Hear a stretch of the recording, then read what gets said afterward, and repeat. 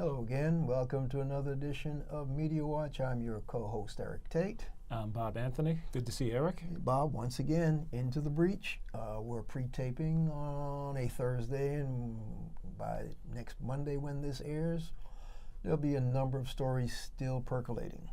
I know we got a lot of politics stuff we got to talk about. We got a lot of race and education and whatever. And of course, for me, the big story is Flint, Michigan. Yes. Because Flint, Michigan is a study in what can go wrong when a state government takes over local government and doesn't really care about the fate of the local residents in that state government, which is why they took over their government in the first place and abrogated their constitutional rights to do their own government. Right. But Flint, Michigan is under the throes of a major emergency because of water contamination. And the bottom line is they're finally beginning to declare a state of emergency. The federal government have people in there now to take a look at what's going on closely. But correct me if I'm wrong, Bob, but over a year ago, they mandated that the city of Flint stop using the water supply from Detroit and told the city in Flint, take the water out of the river water. Right. Drink that. That's good enough. We need to save money. And that's the manager that the state had put in place to run the stuff. Right, the water utility manager, or whatever his title is. He was appointed by the governor, correct? Yeah, the bottom line is they took over the government of the city of Flint, and so this guy was their state man in charge of the total city. It wasn't just a water guy. Right. And so he said, we need to save money to run the city properly, drink the water from the river. Turns out it was so corrosive, so tainted that it was ripping the stuff off the pipes, and the pipe started leaking lead into the drinking water, and so the residents of Flint, Michigan, had strategically or not so strategically being poisoned by the drinking water. And you had tipped me off to this. It was a local journalist who had first done the initial research that found the contamination in the water. And I looked at how we went door to door, basically, with these water testing kits. And the return from the citizens was so high, they were happy to get the water tested. I mean, he got such a high return rate on his samples, he had the evidence early in the process. Yeah, my understanding is the local pediatrician, doctor, once she heard that there were elevated levels, got the initiative going and had people going door to door to do the sample. And the bottom line was it turned out to be horrendously high in lead. But the governor and his people kept denying there was any problem, and they kept telling the people of Flint, it's okay, you can drink the water, and you can cook with the water, and you can use the water. And to make a long story short, there's now an investigation going on. They've actually asked for emails going back any number, I think all the way back to 2013. So that's how long this has been going on. I believe the order to drink the river water came out in 2013. And then after the reports came in about tainted lead, they then started reassuring people, oh, it's okay, it's okay.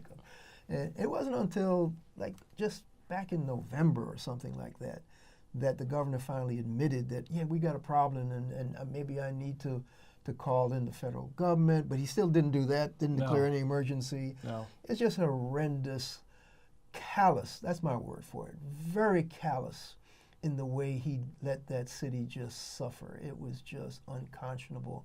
And were I a resident of Flint, Michigan, I would be leading a petition to try to impeach the governor of that state, okay? That's what I would be doing. That's me making a statement as somebody who feels that this man just wrote off the people of the city of Flint.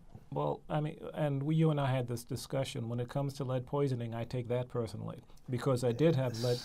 I grew up in a well, my parents had an older building, and back in those days, they were still painting with leaded paint. And as a little toddler, I got some paint chips into my system, and I had convulsions up until, I don't know, I was 4 or 5 years old. And of course, with seizures and convulsions, the thing is, you don't remember anything. You basically blank out for that period. And luckily for me, through medication and I guess through age, I don't have any lead issues anymore. Yeah. But as a youth, that's extremely dangerous. That is not something to mess with, and that's personal. We try to be objective, but lead poisoning that's not hearsay. No, that's we don't have to cite a study. Right. And no. Trust me, folk, there are any number of studies that have already been documented about the dangers of lead.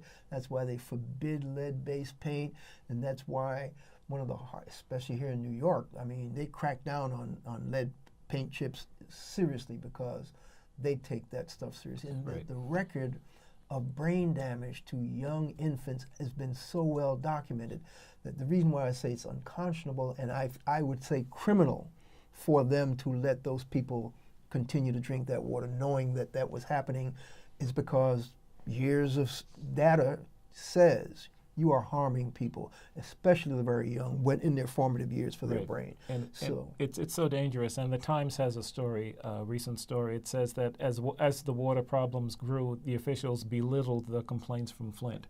So they were getting the input. They just weren't reacting, which is just, it's angering to me just because of the subject matter.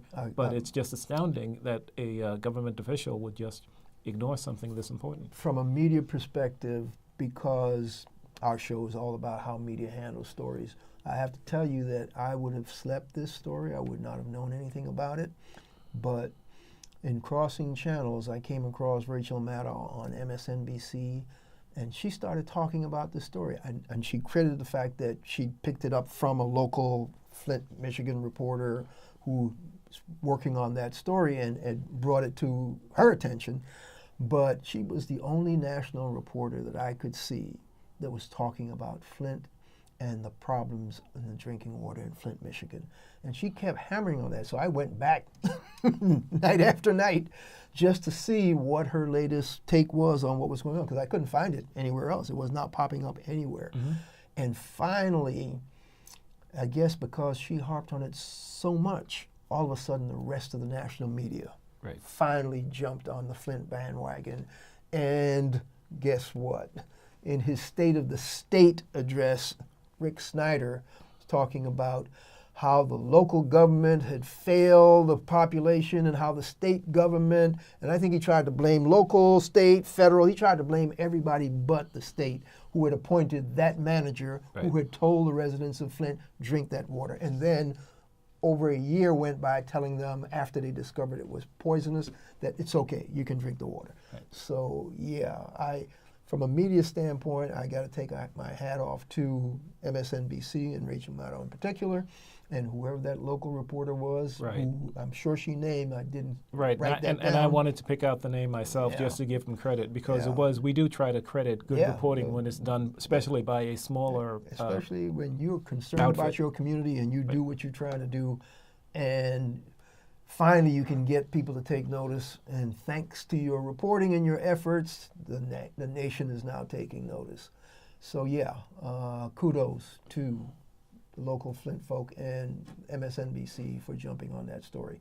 And I think we can move on to the rest of our full menu. Yes. Now that I've basically voiced my irateness and my anger over Rick Snyder and what they have been doing to the population in Flint, Michigan. But to get back to more objective journalism and at least an objective analysis of what's going on the political front, we need to talk a little bit about what's going on since we're now in 2016, we can actually, in good faith, talk about the 2016 presidential race, which we've been trying not to talk about, Bob, because back in August of 2015 and June of 2015, we just did not want to deal with this stuff. It was so distant at that point, even though the rest of the media was getting all tied up in it.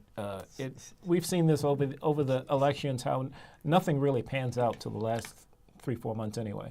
The real deal is now. Yeah. Here we are, And between the two of us, I think we can put our heads together and make some sort of analysis of what's been going on. So Bob, talk to us a little bit about, let's say, let me take a look at these notes. Let's you and I, Bob, talk about what's going on in the Democratic race. So Okay. give me a little bit. Where are we with Hillary and Bernie, because they're the two front runners in the Democratic race for the presidential nomination? Well, as we tape this, it's just a few days after the Democratic debate on was it NBC, and it was good for me to see a Democratic debate after seeing so many Republican debates, because for a change they were discussing issues.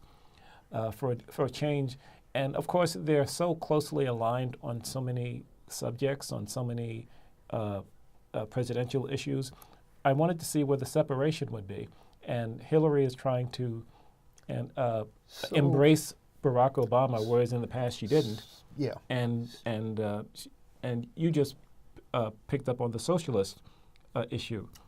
Oh yeah. That's between the two of us with a two-shot, we can talk about exactly what you've been seeing, what I've been seeing, and what I've been hearing. But because things are seeming to tighten up a little bit, what we're getting now in the Hillary camp, from what I've been seeing, is a serious tightening, pursing of the lips, a little tightening of the gut. Absolutely. Because Bernie Sanders seems to be a heck of a lot stronger and seems to be getting stronger as this race moves on. So what the Republicans had been noising about early on, about nobody wants to talk about that old man because he's a socialist anyway, Right. and Yes. there's no place for socialism in the North American continent. We hate socialism. I don't hate socialism. Socialism is just another one of these political things that may or may not work. Right. But they seem to have tried to, and they have done well at making it a bad word in American politics. Right, just the way they vilified the word liberal years ago. Yeah. But go ahead. Yeah, so for real, yeah. Socialist was bad even before liberal became Right, bad. sure. So now socialist is bad again because Bernie is a democratic socialist, or Yes. whatever his phrase he calls himself. But now the Clinton camp has pulled the socialist word, or as they say, has played the socialist card in their latest media interaction, because Bernie's nipping at their heels. And so it's looking as if, one, Bernie has a major lead in New Hampshire. But not surprisingly. No, because, Yeah. explain why it's not surprising. Well, I mean, it's Vermont. I mean, it's his home territory. It's If home there was one territory. place in the nation he was going to do well, it was going to be that spot. So he's Yeah. doing well in that spot. But it's still surprising, and you said this early, and I didn't quite believe it, that his traction has remained. He is in it for the long run, and it hurts. I mean, with Hillary, the guy hasn't gone away. He's not going He's away. still there, and she's becoming frustrated because he's still in the way. Yeah. And I'm sure when she planned out this campaign, she didn't see this impediment. So it's becoming an issue for her campaign to separate herself, even though in reality they're close on a lot of issues. They are. They're, and that's what makes it interesting that they're pulling the socialist card Yeah. out, because there's not that much separating them. She's also pulling out the health care card, because she's saying he didn't really support Barack Obama's health care, and he's trying to peel it back and start all over. And she's talking about 8 votes that he's taken and bills that he's put up, which talks about single payer, and to do single payer, which was impossible then, would be even more impossible now. And so she's saying he wants to start from scratch, and so that may be true. I don't think so, but Right, you right. have to say something when you're in a race. Sure. The interesting thing about the Democratic race for me is I'm grateful that Bernie Sanders is in this race. I'm glad Martin O'Malley Yes. is in this race. I'm baseball. Yes. Martin O'Malley. But Martin can't get any traction because even though he has interesting positions that make sense, he's got 2 giant gorillas gobbling Yes. up all the media time. Right. And even when he's on the debate stage, he can't even get a word in edgewise unless he says, "Could I have my 30 seconds, please?" Yes. And but the reason I'm happy that this has become a race is because too many people in the Democratic camp, and Debbie Wasserman Schultz is one of them, the chairperson of the Democratic Party. She's the one who's responsible for having these debates on Sunday nights and Saturday nights and all kinds of crazy times that nobody is home to even see. So the Democratic message is not getting out to the general public, while the Republican message is totally nonstop, 24 hours, because of all the craziness in their primary. But the fact that these debates are not being seen doesn't lessen the fact that those issues are crucial. And so with Bernie in the race, pushing for what are supposedly impossible things to get, it makes the center-right Democrats have to move to center-left. Right. And that, for me, speaks to a lot more issues that concern the general broad American public, which tends to be more center-left progressive when it comes to things like minimum wage, when it comes to health care, when it comes to paid leave for sick leave and maternity. All that stuff are what left center people are going for. Right center people and far right people don't want any of that. Right. And so with Bernie in the race, the party can't skew No, right center. they cannot. It has Absolutely to skew not. right left, Right. which I think is much better for the general electorate. That's my Right. take on that. No, I think the choices will be clear. There won't be any There won't be any gray line between the right and the left in this election, no matter how it pans out. But wow, that gulf between the two parties, that Grand Canyon of separation between the parties. Wow, the voters will have no middle ground. They'll have distinct choices between whatever candidate gets out there. Yes. There's no doubt about that. There's no middle candidate to toe that gray line. Well, if you look into the Republican Party, which we need to get to because Yes. all the craziness is actually going on over there, there is no longer any center-right Republican that I can see floating around in their primary race. They got right, far right, and far, far, far, far right people running in their primary. And the trouble is, maybe I go shouldn't ahead. say that. John No. Kasich may not be a far, far, far right. He may Right. be a center-right kind of guy, but he can't get any traction. But let's talk about the front runners, Sure. okay? Because what do we have? We got Donald Trump, we got Ted Cruz, we got Marco Rubio. And right there on that triumvirate, there's a whole big fight going on. Bob, talk to us about Trump and his latest endorsement fan, Palin. Well, and you and I had this discussion over and over again. We have some respect for John McCain, but we'll never forgive him for introducing us to Sarah Palin. And now Sarah, former governor of Alaska, and she's done much better financially since she left that post. Reality TV does wonders for your bank It account. absolutely does. And now she's endorsing Donald Trump, and actually is on the road with him. I think today, as we tape. I didn't, as far right as Trump has gone. I didn't think there was any more room for any other to push him even further right, but she can do it. You get that combination together. I heard her endorsement speech. There's other news about her son, which we can't get into. Sure, we can. We can run that real fast because basically her son arrested for domestic violence.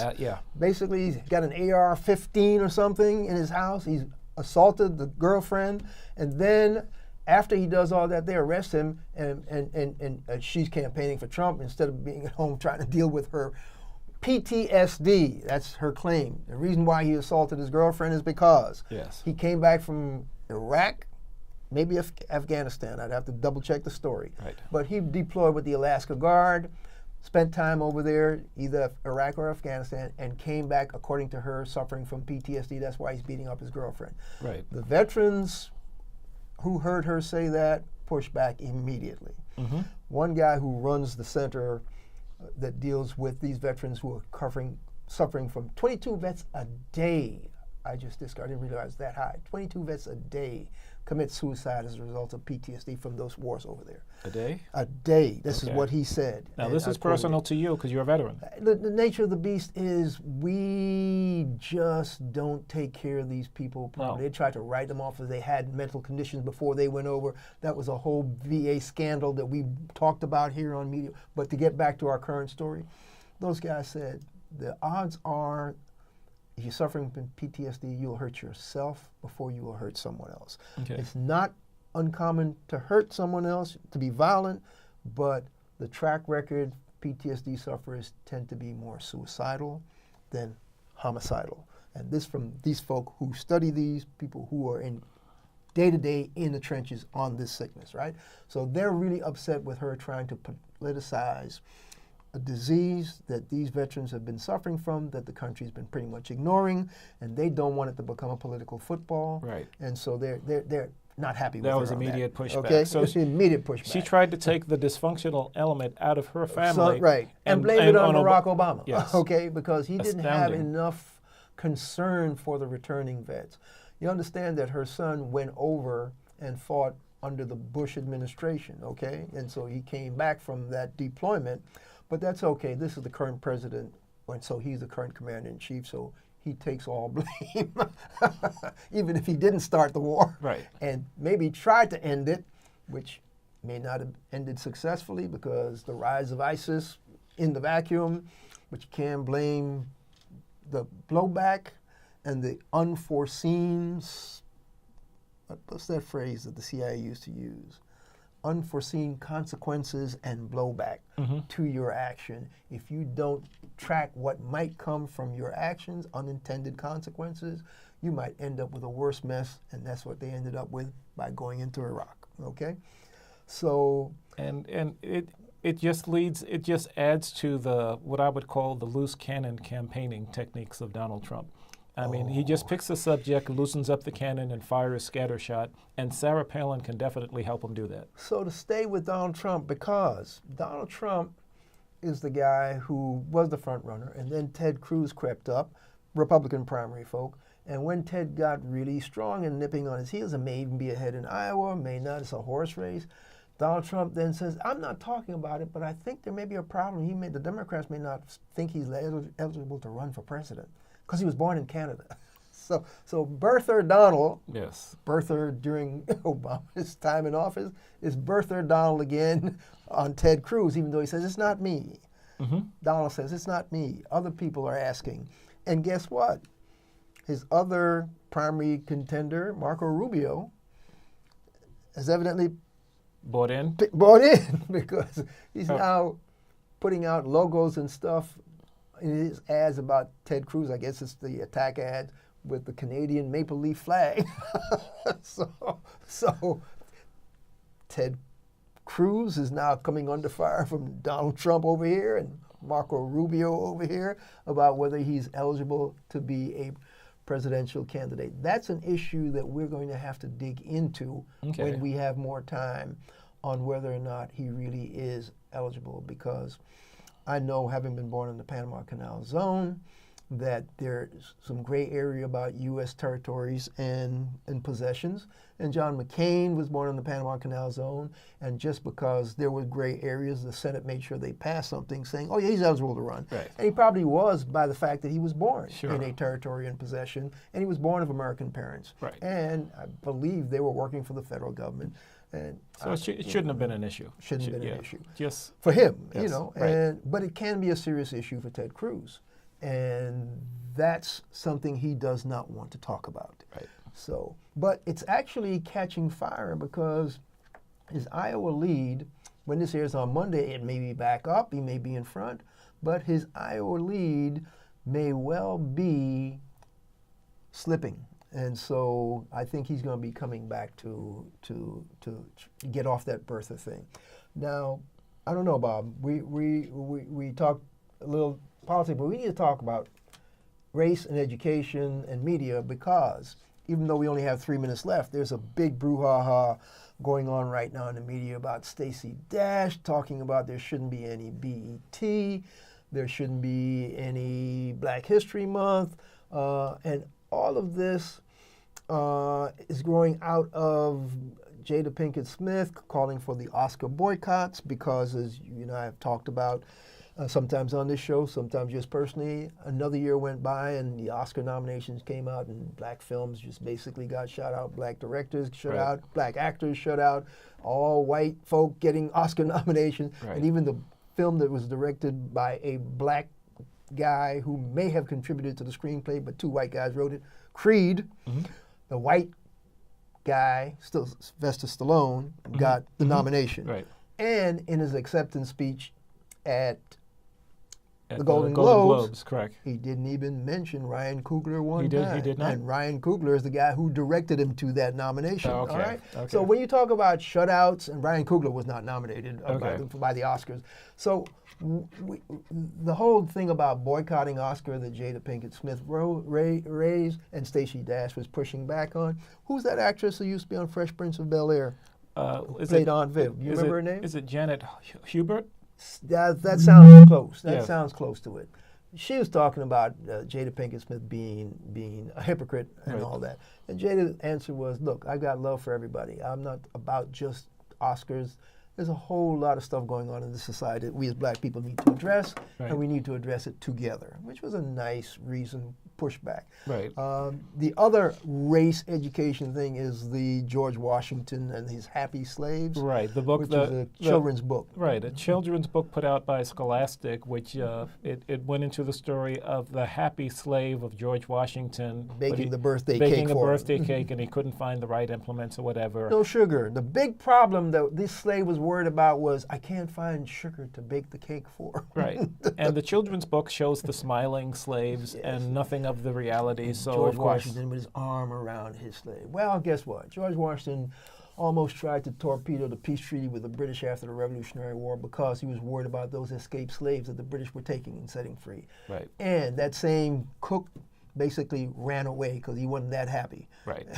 So this little bit of revisionist, even if it's a children's book, you can't really start with that. If you're going to write about George Washington's slavery, don't write about happy slaves. Because that's the guy who tried to bring slaves back. That's the guy his slaves ran away from.